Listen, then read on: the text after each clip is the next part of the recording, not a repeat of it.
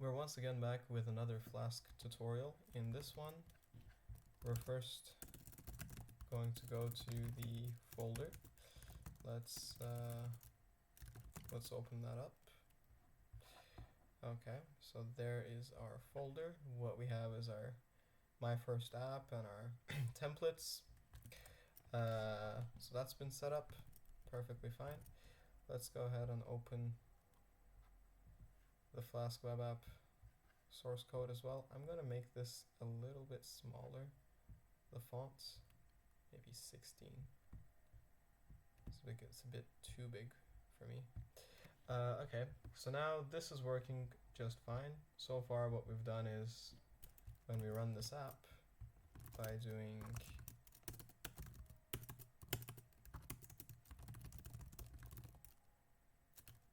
I think we had the app run here, yep. By doing this, oops,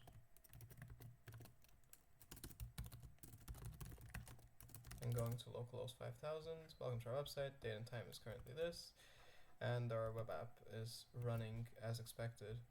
In this video, what we're going to do is we're going to introduce, so basically we've currently, let's also do right here. Let's open this index.html alongside here as well. So currently what we've learned to do is we've learned to put variables like this, but what if we had a couple of things to list? So we needed a for loop, for example. Like for instance, let's say we have an h2 and we can call it users, and every user has their own little h3. So for example, we'll do Meho, we'll do Tim and Susan, and so those are the users. Let's even give it a little bit of styling.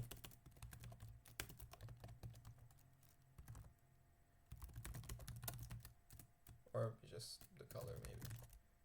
Let's make it red, just to make it stand out. And so these are the users that we have, Meho, Tim, and Susan. Great. So how would we make these users come from Python if we already had them over here? So for example, normally you would have like a class person or user, for example, right? And things like that. But let's suppose we don't have that at the moment.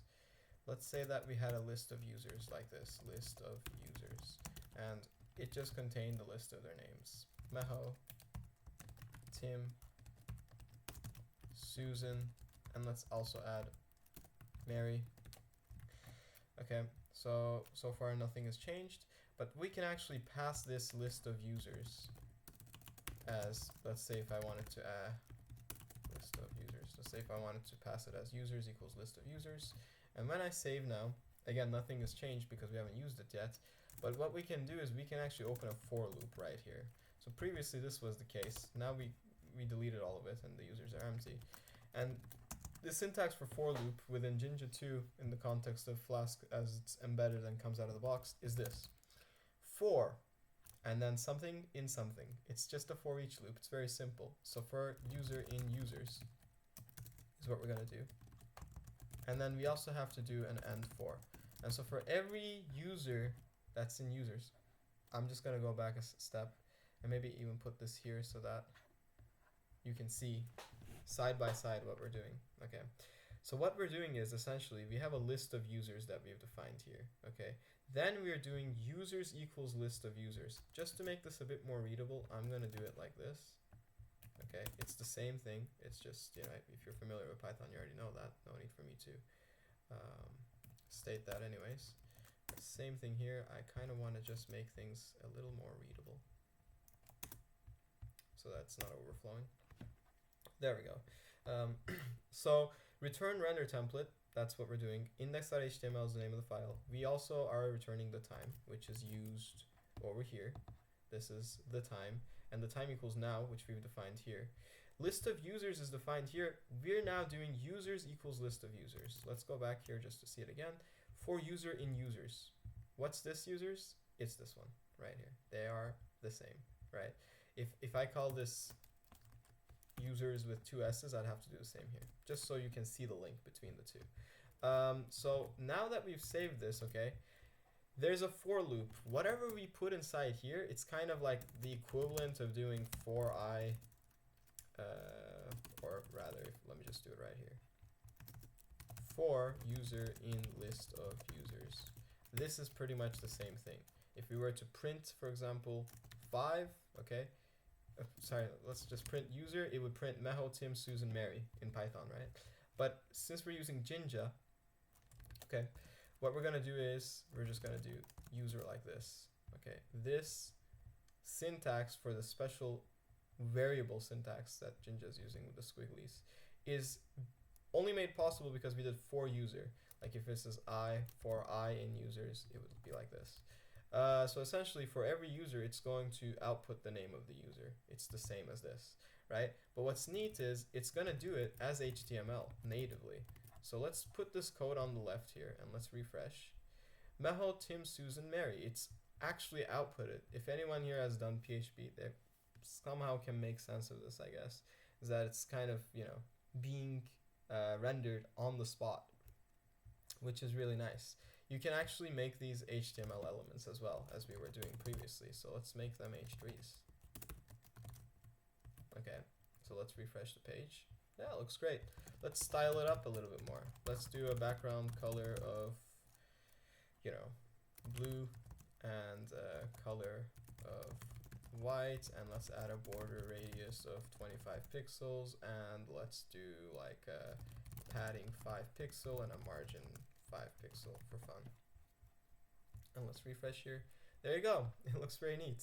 So, you know, I mean, it does not look very, very neat, but let's maybe make the padding 15, and let's also add text align center, and this way it'll look a bit better, I think. These are our users. So as we have more users that are coming from Python, suppose that you're, you know, Facebook or something like that. As you have more users that are coming from Python, this HTML file that doesn't contain the names of any of those users is just going to use this for loop to loop through each one of the users. Obviously, depending on what you need in the moment, right? So let's say we also added Ahmed here, okay?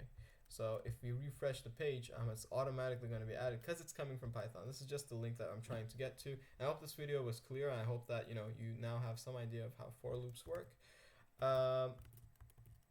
There's also, inside for loops, there's special words like loop.